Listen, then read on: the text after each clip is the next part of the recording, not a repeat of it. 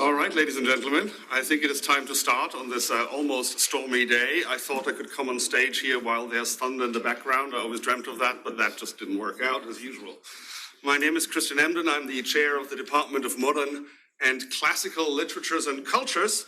I'm not going to introduce today's speaker. I'm going to leave that honor to Julie Fett, my colleague from French Studies, also in the department, newly minted Fulbright Fellow, I should also point out.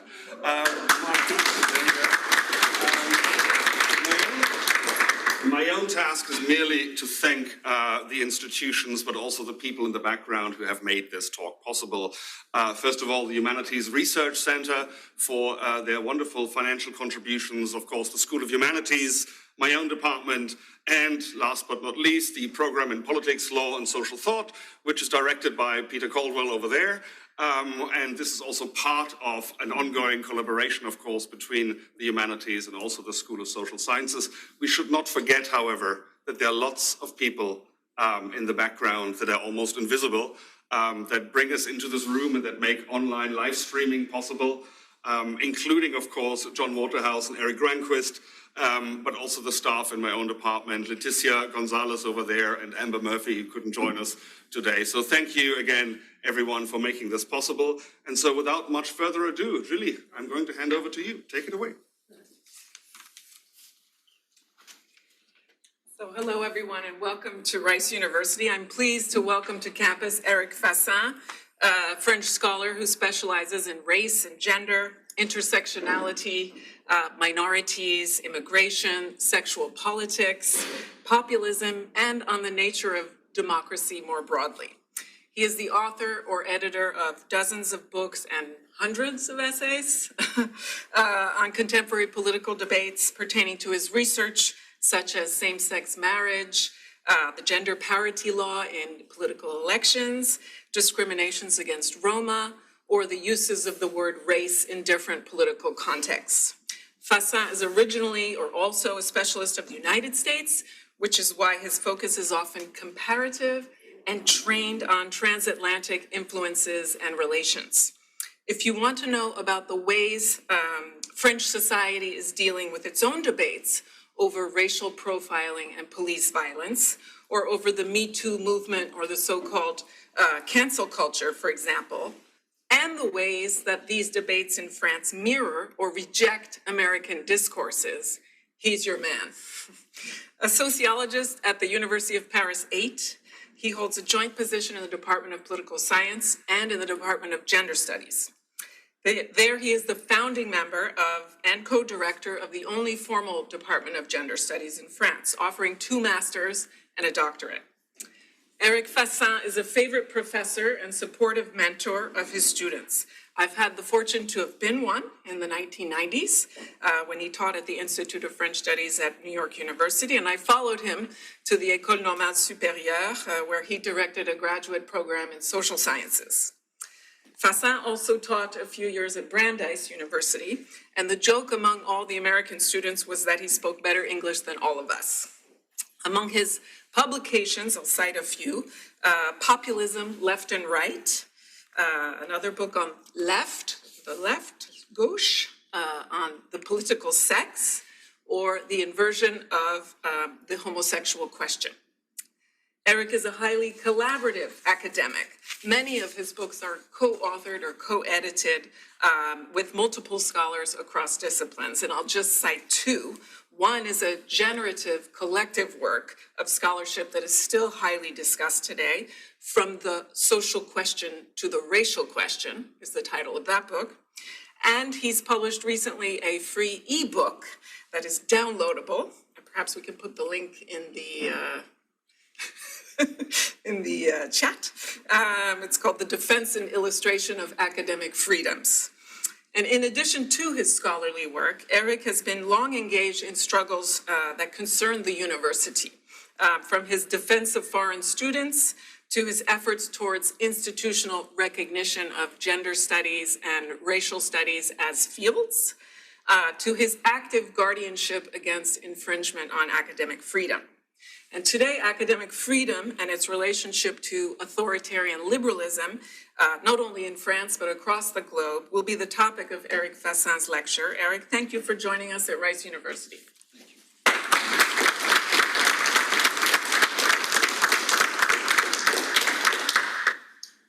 Well, let me try for the time.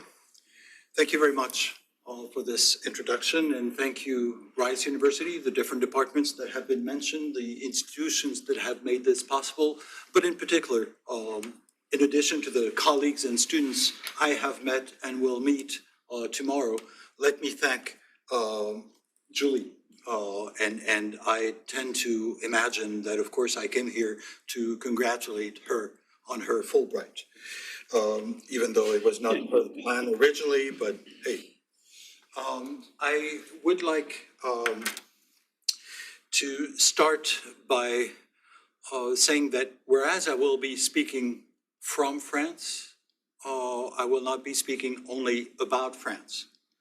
One reason why I speak about France is because I live there. It's not just because I know things about France, it's also because I live there. And so since I'm talking about academic freedom, I'm directly concerned in the French and English meaning of the word. I'm directly involved in this battle about academic freedom. So I want to speak from France, but I very much believe that France is not an island, and that what is going on about academic freedom is something that concerns people in other countries, in Brazil, in Turkey, in Hungary, in the United States. So even when I speak about France, hopefully it's not just about France, but I will try to broaden the perspective, but still start from France. One element, as was mentioned by Julie, is that I work and have worked for 30 years on, let's say, minority issues in terms of gender, sexuality, race in particular, in a context which is not supposed to be very favorable to discussions of minority issues, that is the French context. As you may know, the sort of dominant discourse in French, both French public discourse, but also in academia, is supposed to be universalist republicanism, which is supposed to be alien to any discussion of minorities. So in a way, that's what I've been doing for many years. Things are moving right now in France, and one of the consequences is that I have to think more explicitly about my own position as a white man speaking about minority issues. And I think on the one hand, it complicates matters. On the other hand, it's very productive. That is, instead of thinking that, of course, my place in that field is normal, I have to wonder and to try to elaborate on this to make it productive, this paradoxical position. And this is something that I will not develop today, but something that I try more and more to mention as I'm preparing an essay on these questions, on what I call le paradoxe majoritaire, the paradox of occupying a majority position to talk about minority issues. I don't intend to dismiss that in 2 sentences, but just to say that it's part of what I'm doing.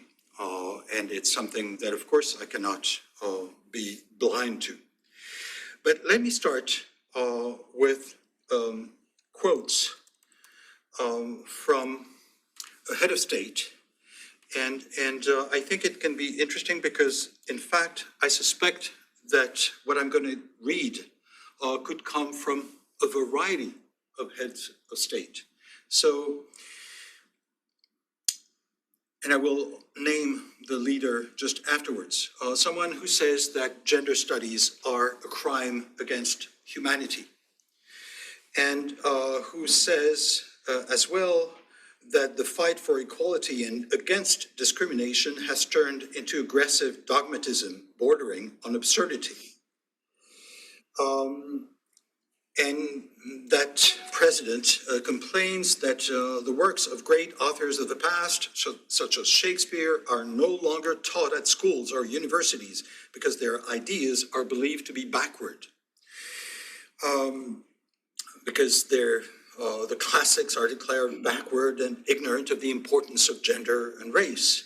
In Hollywood, memos are distributed about proper storytelling and how many characters of what color or gender should be in a movie. Saying countering acts of racism is a necessary and noble cause, but the new cancel culture has turned it into a reverse discrimination, that is, reverse racism. And then goes on to quote Martin Luther King's famous speech, "I Have a Dream," quoting Martin Luther King favorably. And the debate over women's rights has turned into a perfect phantasmagoria. People want to abolish these concepts of men and women altogether, and anyone who dares to mention that men and women actually exist, which is a biological fact, risks being ostracized. And there's this new speak created by gender ideology that replaces words such as mother and father with parent number one and parent number two, etc.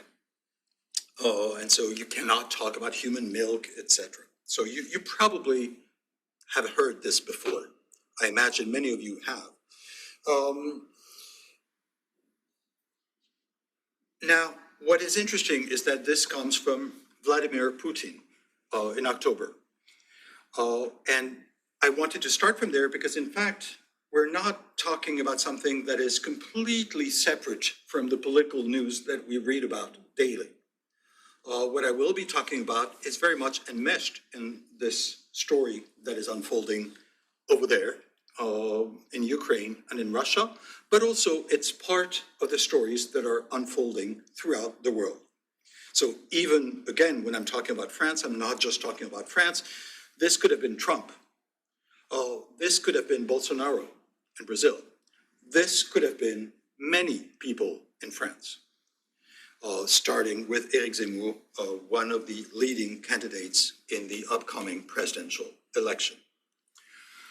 So I wanted to start with that to remind you that France and the other countries are part of the same world. And I'll try to say more about this, but let me start with France.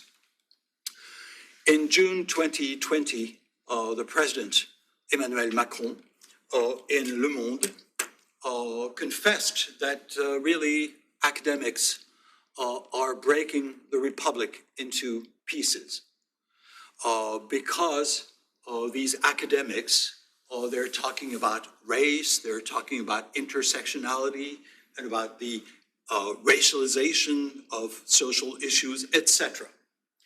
And this, he said, leads to secessionism.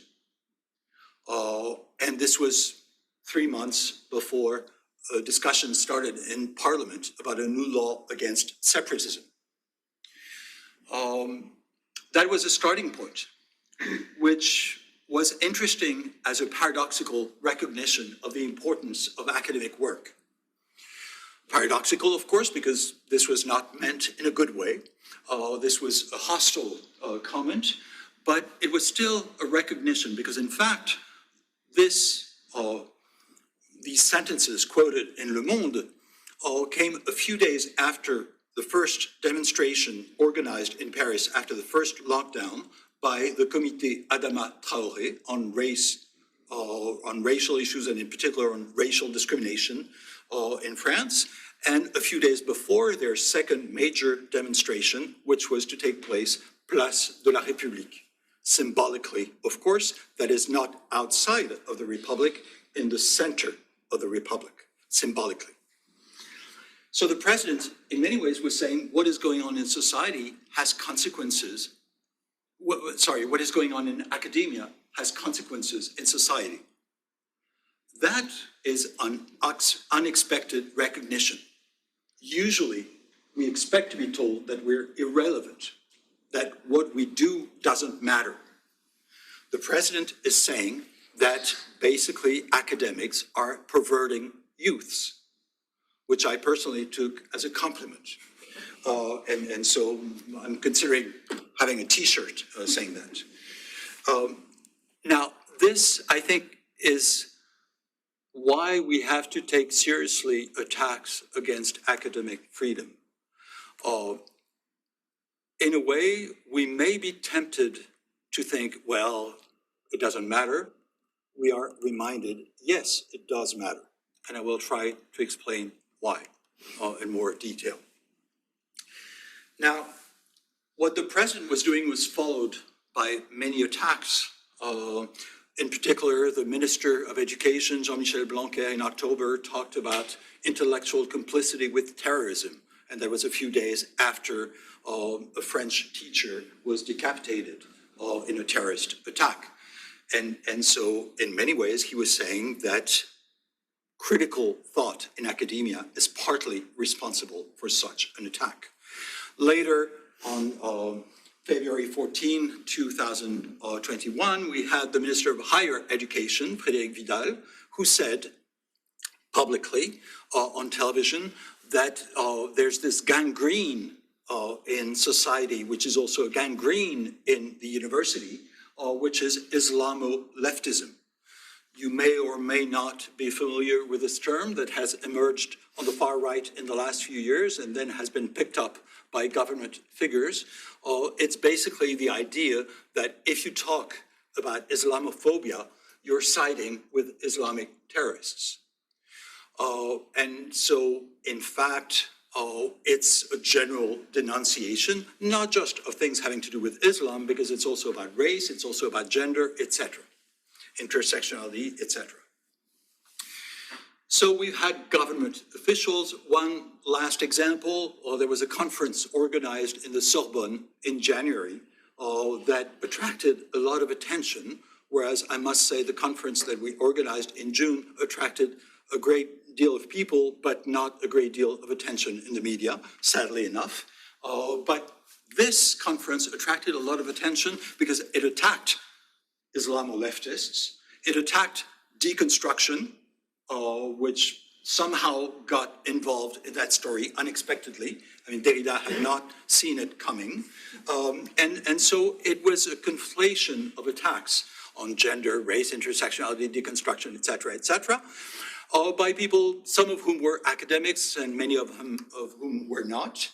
And in any case, their discourse was hardly academic, but it was in the Sorbonne, and it got money, it got funded in part by the Minister of Education, who introduced the conference, and it was concluded by an advisor to, a former advisor to the president, Thierry Coulon, who's now the head of the institution that is supposed to evaluate universities. So this very polemical attack against critical thought was blessed doubly with institutional hierarchical support from beginning to end.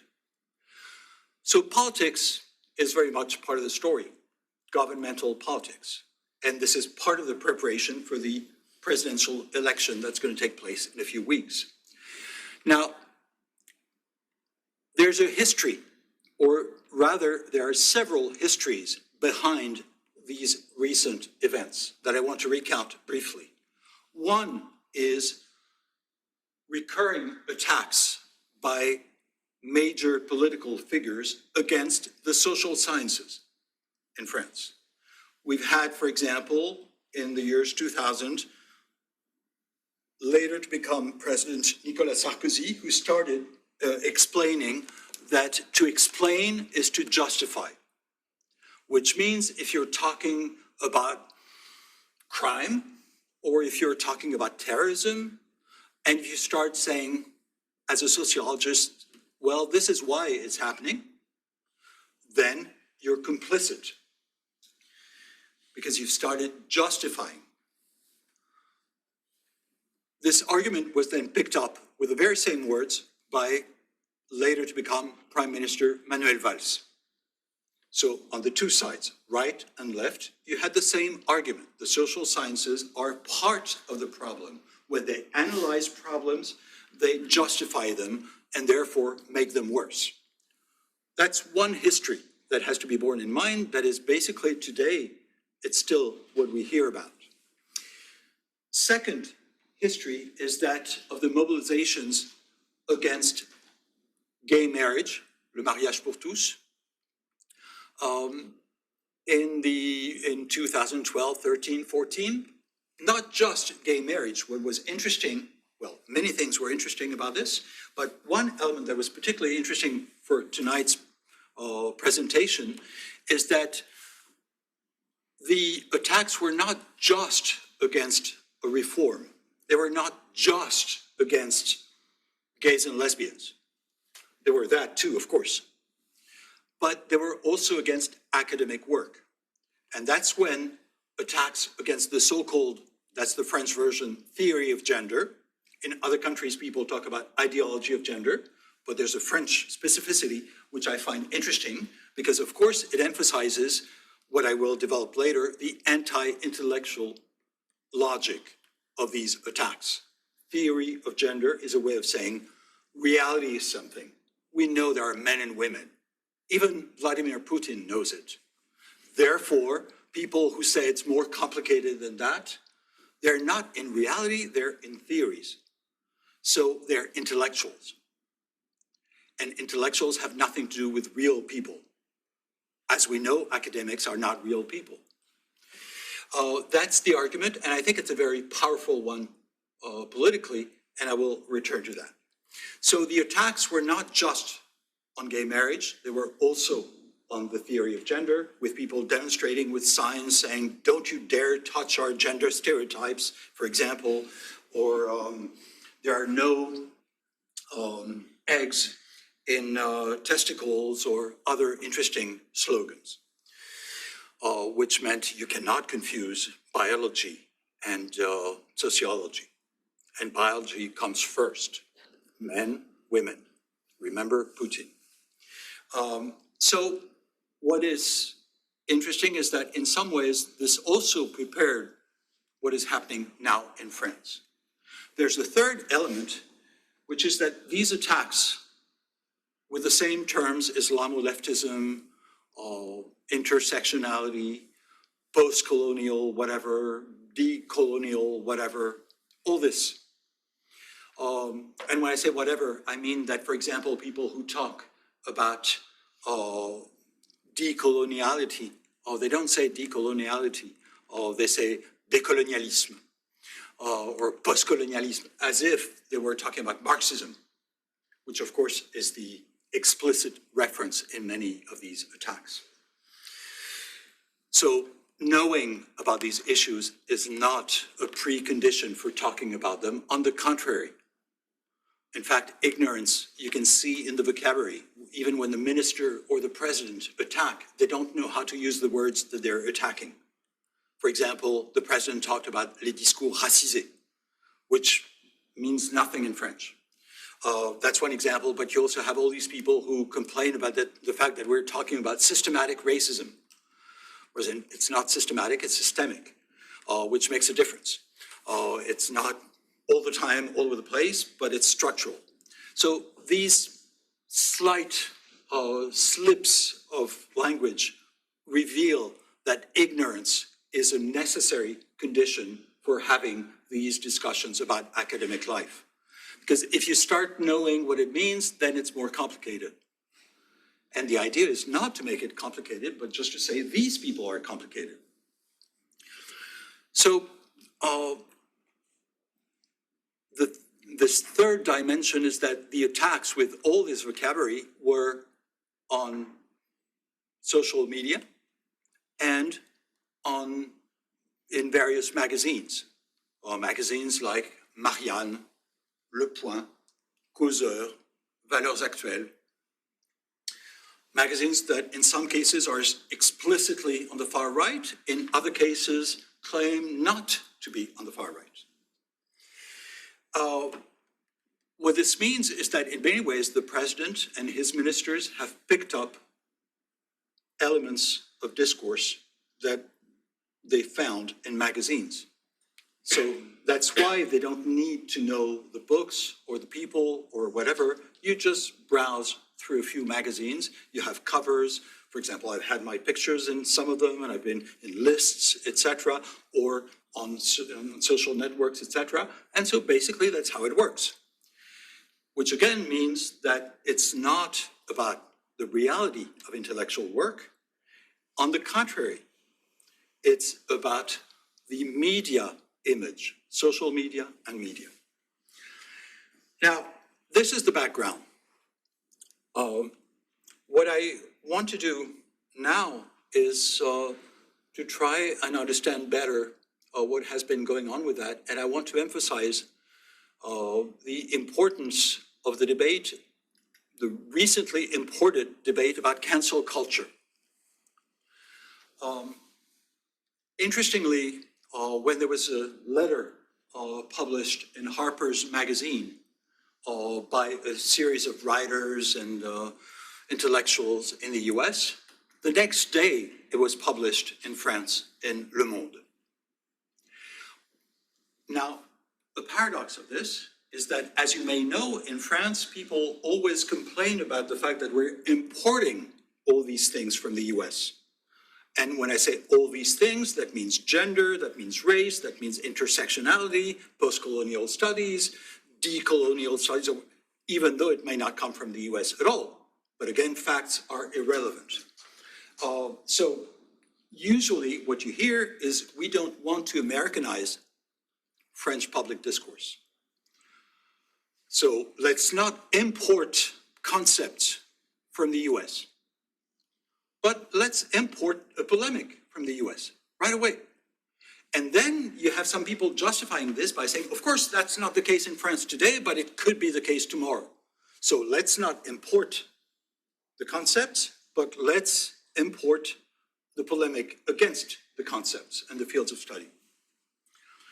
Now, that I think is interesting because, again, it confirms the importance of the media.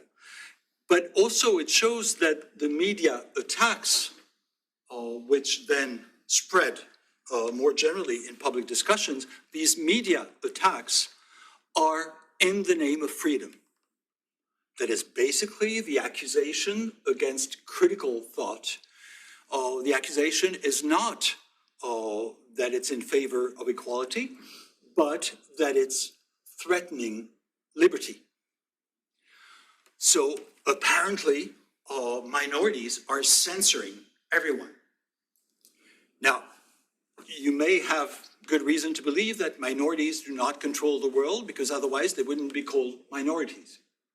And so in fact, we know for a fact that in French academia, minorities basically, that is among professors, are pretty much non-existent. So clearly, they don't quite control yet. They might, maybe someday. But for the moment, as I often repeat, aging white males such as myself are not exactly excluded from the university or from public discussions. So the attacks on cancel culture are interesting because, in fact, it's the repetition of something, and this is why I've been so interested, that I studied 30 years ago. 30 years ago, I wrote about the polemic concerning political correctness. Political correctness, which was in the same way immediately imported as a polemic into France. That is basically the idea that you cannot say anything any longer, that basically you're not free to say what you think because minorities will immediately attack you, etc. Well, we've been there before. That's 1992 in the US and immediately in France, including importing the word politically correct, or pronounced in French, or francisé, made French by saying le politiquement correct, and or abbreviated to show that you're cool and you know about American culture, even though you're criticizing it, PC. So in fact, it's exactly the same story. The idea that on campuses, you have what some people called left-wing McCarthyism. And this phrase, for example, which was coined at the time of the PC controversy, was circulated again about cancel culture. So left-wing McCarthyism seems to be a recurring feature. Apparently, there's no such thing as right-wing McCarthyism these days.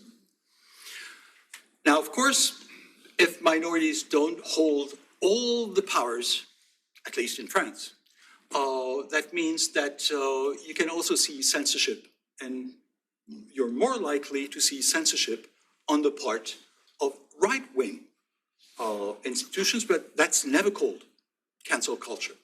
For example, we had to mobilize very massively collectively because a conference in 2017 was going to be canceled by the institutions that presided over this because it was talking about intersectionality.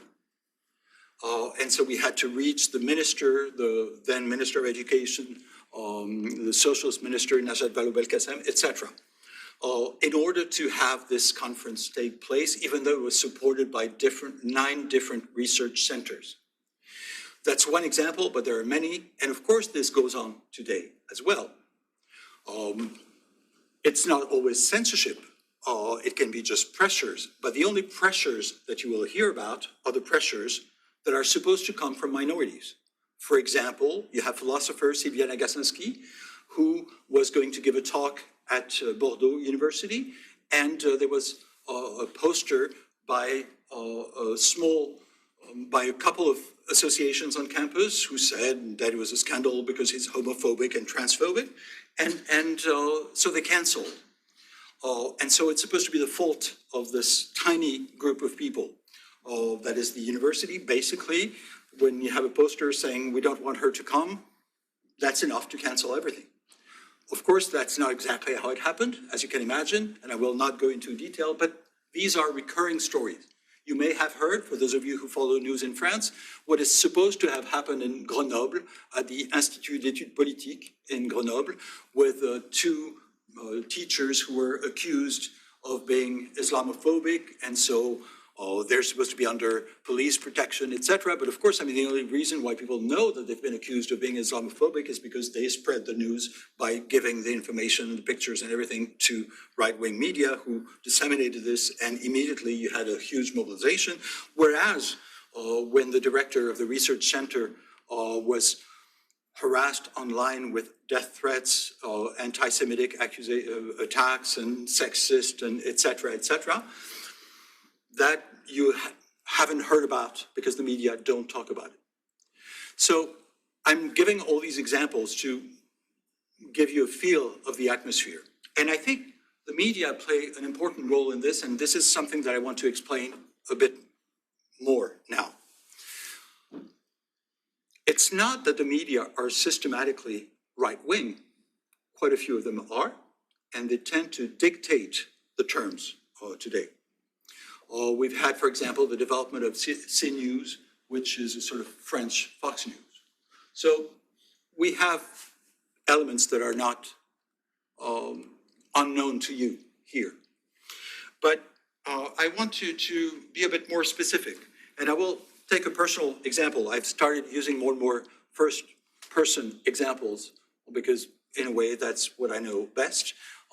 Being invited by Radio-Canada to talk about a letter signed by the Minister of Education in Canada and the French Minister of Education against les assassins de la mémoire, the murderers of memory. This was about the fact that there was apparently a ritual of purification by burning certain books, and so people said this reminds us of Nazism. Whereas this had been done in consultation with the churches, etc. So it was a ceremony and not the equivalent of what happened in Nazi Germany. But what was interesting is that Les Assassins de la Mémoire is a direct reference to a book by Pierre Vidal-Naquet against Holocaust denial.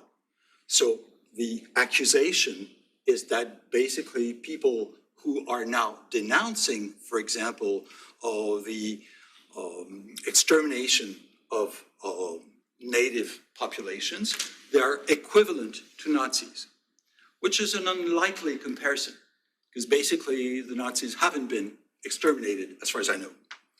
Or they have been on the other side of extermination.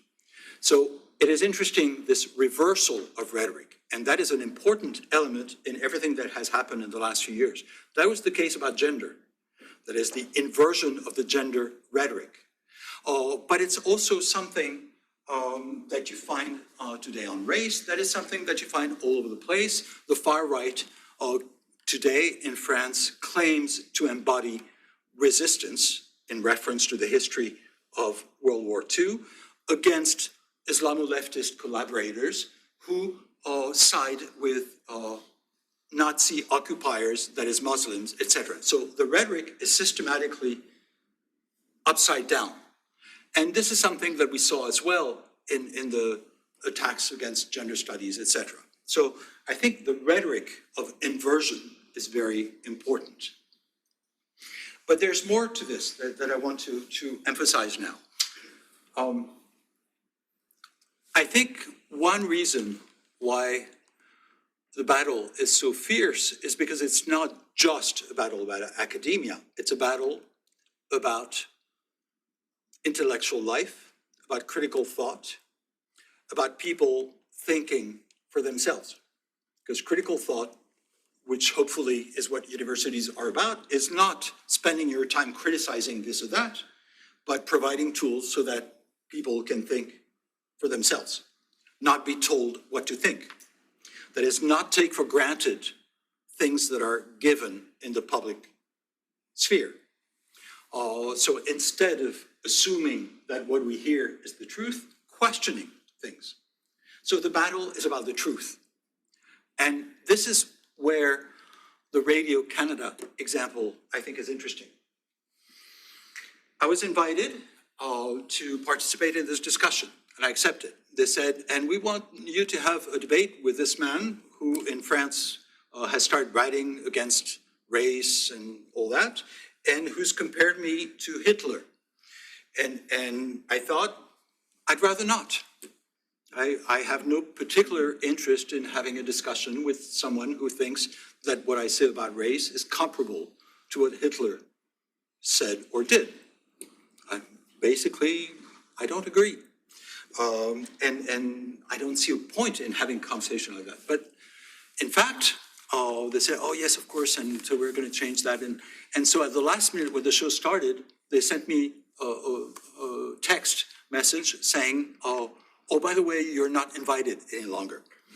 Which I thought was very interesting, because what it meant is if you accept the terms that are given to you, you're invited because it's a debate. When you say you cannot have a debate with someone who's comparing your arguments with Hitler's, then you're not a democratic person who likes to engage in a debate. And I've seen that more and more in the last few years, whereas I used to be called upon because I like to engage in debates. When I say this is not a debate, because you cannot just say anything that goes through your mind and that is defamatory and all that, then you're not invited any longer. And this is one example, but there are many examples, and I'm not going to bore you with a long list of those. So I think what happens is that in many ways, the media have continued organizing what they're doing around the form of the debate. Whereas it's not a debate any longer, as people have learned in the US with Trump. That is, basically, it's not a debate where people are presenting arguments. So you cannot start engaging in a discussion if people are saying n'importe quoi, anything that goes through their mind. So the issue is the status of truth. There's, there's the Greshams Law that says that bad money drives out good money. It's a famous law, and I don't know much about economics, but I've heard of this. I think the same goes for public discourse. Bad money drives out good money. That is, saying anything that is absurd and provocative attracts attention. And if you start elaborating an argument, and I'm not even saying about using 30 minutes to explain something, or 5 minutes, or even 2 minutes, but whatever you say that doesn't attract attention as much as if you start comparing someone to Hitler, that's not as interesting. So the form of the debate has been maintained by the media, even though it's not a real debate. And I've been interested because I try to figure out, when I speak in French, I talk about n'importe quoi. And I try to figure out, how can I say that in English? And I came up with a reference that I found in an American philosopher from Princeton, so I thought that's legitimate enough, who wrote a book, that's Harry Frankfurt, who published an essay in 1985 that was then republished as a book in 2006, and it's called On Bullshit. And I think it's a very interesting essay, and since my computer keeps going off, I'll just improvise and sort of say what he says approximately. Harry Frankfurt makes a very interesting point about bullshit that I think, so I'll say n'importe quoi to be more polite from now on, but you'll remember that it's bullshit. So he says about n'importe quoi that it's very different from truth and lies, because basically people who lie still have some respect for truth. They have respect enough for truth to try to make lies that will be taken for truths. So lies are part of politics, they're a part of public discussion, they're a part of life in general, but that's okay, because basically it means I believe in truth, you believe in truth, so we're trying to be truthful. Of course we lie, but at least we pay our respects to truth. That's not the case with bullshit. Bullshit in some cases may even happen to be true, but it doesn't matter. It's basically meant to say anything. Bullshit, or n'importe quoi, I think is precisely bad money that drives out good money. Because if you read someone saying n'importe quoi, if you want to dispute it, you're going to spend 10 minutes doing that, whereas it took them 5 seconds. And so you've lost. Whatever you say, you've lost your audience, because in between you've had 10 more n'importe quoi. So I think the battle about this is essential. And let me take 10 more minutes, is that okay? What I want to do now is to try and understand why these attacks on academia, why these attacks on academic freedom, in today's context. And of course, I will not have the answers, but at least I will ask the questions. The argument about n'importe quoi is important to me because, in fact, we realize that democracy is based on a shared value, which is truth. Not, of course, that anyone holds an essential truth. Democracy is not about absolute truths. It's not a theological regime. It's not a revelation of eternal truth. But it's sharing the idea that truth matters. That is, that you cannot say n'importe quoi. And that if you say n'importe quoi, you lose legitimacy in the discussion. Today is very much the opposite. So why is that happening more and more today? There have been many people who've insisted on the role of the media, of social media, etc., that is instruments. But I want to make it more of an ideological argument. It is about democracy. Anti-intellectualism is anti-democracy. That is basically, if you believe in democracy, you want people to be intelligent. If you don't believe in democracy, you'd rather they weren't. So the battle about education, the battle about the university, is a battle about democracy. And this is complicated because, of course, academics can be accused, and sometimes rightly so, of being elitist, which doesn't sound exactly democratic. And indeed, academia is also a place of exclusion that excludes many people, in particular minorities. So one could say, how come I'm saying that academic life has to do with democracy? It's not because academia is democratic, it's not. But it's supposed to perpetuate the values of democracy, and in particular, that of some kind of rationality, truth, that is basically not saying n'importe quoi. That is fundamental, because basically, if you want to have fights with people, democratic fights, well, you have to agree on the fact that words have meaning. Of course, you don't agree on the meaning of words, and you're fighting about what they mean, etc., but it's not n'importe quoi. So I think the anti-intellectualism that we find today is not just about academic life.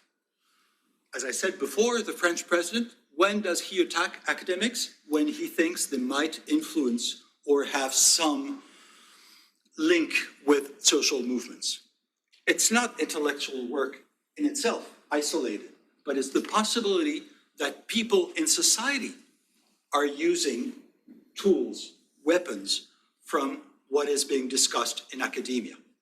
It is precisely the fact that there's a pedagogical value, at least potentially. And the same has happened with gender. So it's not just race, it's gender. That is basically, as you know, everyone in society has in many ways appropriated, sometimes in bizarre ways, but still people have appropriated discussions in gender studies. That is, it's not just something that exists in some remote place, that is in academia where you spend only a small part of your life and then you go on to real life. That's not how it works. In fact, I mean, people seem to think that this matters even if they haven't been to a university or even if they have left universities for a long time, because in fact, it's about their lives. And the same goes for race. That is, these are tools or weapons that have been developed in the university in part in response to social movements, and with a consequence that they can easily be reappropriated by social movements up to a point. And again, people then do weird things with it, which is what intellectual life and political life are about. So it's not just that people are sort of complying with the definitions of Judith Butler or of Kimberly Crenshaw or whatever. It doesn't matter. What matters is that people can grab words, can grab a few ideas that they find here and there, and they can use them to think about their lives and to think about politics and to think about society. So the battle that is going on is very much a battle about democracy. Now, how come democracy is not such a good deal any longer? Basically, how come we have regimes that have become more and more authoritarian? Of course, we sort of expected that. I was born in France and I've lived most of my life in France, and so I sort of implicitly assumed that some countries, including France, were sort of essentially democratic. I have changed my mind about that a while ago. That is, I never articulated this very naive idea, but I think it was implicit. That is, of course, we knew that, for example, in Latin America, they had problems and dictatorships and all that. But in France, we didn't have that. Of course, forget about World War II, but that was an exception that doesn't really count. That's been the argument. Now, I think what is interesting is the continuity between different countries. So, for example, when academics started being attacked by the president in Turkey, Academics for Peace, for signing a petition in favor of peace in 2016, we mobilized along with other people in France to say, this is not a question of being nice to them and supporting them, etc. It's solidarity because, in fact, no one is safe from such attacks. So even though, of course, there's no way you can compare what's happened to many Turkish or academics from Turkey to what is happening to academics in France today, but still some of the same logics are at stake, as our Turkish colleagues agreed. And the same goes for Brazil. The attacks against academics in Brazil, some of whom were also the targets of death threats, etc., and some of whom had to leave their country and become exiles. Well, it's in many ways a story that is, of course, much worse than what is happening in France or than what is happening in many other countries, but the same logic is at stake, as they very well understand. And we could go on with many other examples. So I think that when we're talking about Brazil, we can think, well, there was a dictatorship not so long ago, so of course there's continuity. When we're talking about Turkey, we think, well, Turkey, and etc. But more and more, what strikes me, and I started with Putin, but what I said about Putin was just to show that you find exactly the same discourse, including in France. So it's not exotic. I didn't use Putin, as you know, I'm sure, I didn't use Putin's reference as a way of making this look exotic, but on the contrary, to show that the same thing is happening in different places. Now, if we go back then to all these situations, we see that it's not just in illiberal countries, but it's also in liberal countries, or officially, ostensibly liberal countries. For example, in Britain, attacks on critical race theory. Who would have thought that Britain, with long traditions of rights and etc., would have these attacks? Who would have thought that France would have all these attacks by the government and that no one would care? We're supposed to be a country that has, in some ways, invented the figure of the intellectual, the Dreyfus Affair and all that business. So we're supposed to be on the good side of democracy, right? Now, what is interesting is that today there's no clear-cut division between liberal and illiberal countries on these attacks, on these illiberal attacks against academia. What I want to insist on is the fact that these attacks come at a time when the question of liberalism, in the sense of rights, is very much eroded. If you compare with 1989, as you may remember or have heard, depending on your age, in 1989, the idea was that this was the end of the Cold War. And so basically, who had triumphed? The West. Why? Markets and rights. Basically, it was economic liberalism and political liberalism. The two were supposed to go hand in hand. As we've seen in the case of Europe very clearly, this convergence of markets and rights, that is of economic and political liberalism, it has started dissolving. One test has been immigration. The handling of migrants by Europe is anything but liberal. Basically, pushing people back illegally into the water so that they drown is not exactly a liberal measure. Or not letting in African students from Ukraine, but letting in white Ukrainians. All these elements do not go in the direction of a liberal regime. So the illiberal turn of neoliberal regimes, I think, is a very crucial element. There's no clear-cut distinction not only between countries that are supposed to be naturally democratic and countries that are supposed to be prone to anti-democratic politics, but also between the countries that are officially liberal and countries that are officially illiberal. The differences are eroding, and in fact, neoliberal authoritarianism, I think, is one feature. In France, you can see that in the last few years with a rise of police violence, not just against racial minorities in the banlieue, but also against demonstrators, be they yellow vests or students or workers, etc. So police violence is just one example, but it brings us back to what Macron was worried about in June 2020, that is the idea that social movements can make connections between academic discussions about race and discussions about police violence. Now, let me conclude. Why is academic freedom important? I think many of us, and not just in France, have started to think more seriously about academic freedom in the last few years. We had often taken academic freedom for granted. And it's interesting that there should be this discussion about McCarthyism, because of course McCarthyism has to do with a serious reflection on what academic freedom means, since many professors lost their jobs as a consequence of McCarthyism. So why is academic freedom important?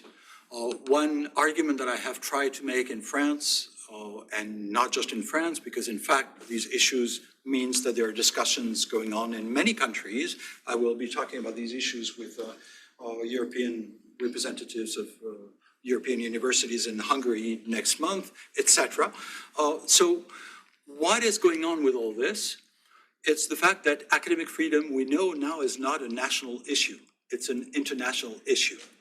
The authoritarian turn is international, transnational. So is the battle for academic freedom. And the battle for academic freedom, and I want to insist on that, is a battle against anti-intellectualism. But anti-intellectualism is not just the problem of intellectuals. It's not just the problem of academics. In democracies, everyone should be smart.